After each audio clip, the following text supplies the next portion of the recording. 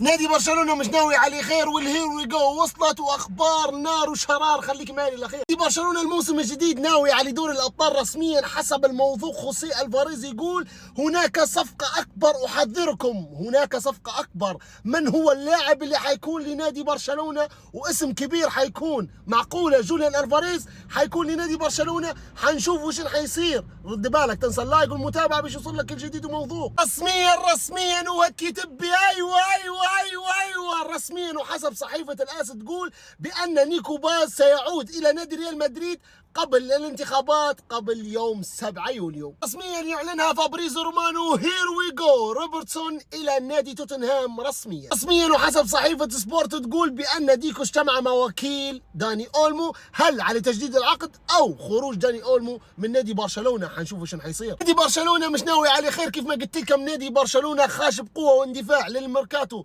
السنة هذه، والموسم القادم بيكون في دمار شامل في نادي برشلونة. حسب راديو سي اي تي يقول بأن نادي برشلونة حسم صفقة جوردون، والصفقة التالية هي صفقة مهاجم. زعمك مانو الفاريز فعلا، أو مهاجم من طراز رفيع من نادي واحد آخر. حتى هذه أيوة حسب خورخي مينديز يقول جواو نيفيز من باريس سان جيرمان إلى نادي ريال مدريد. اللاعب نفسه يريد اللعب في نادي ريال مدريد. صفقة من طراز رفيع. لو صار منها جواو نيفيز حيكون لاعب من طراز رفيع وحيستفيد منه نادي ريال مدريد في المواسم القادمة.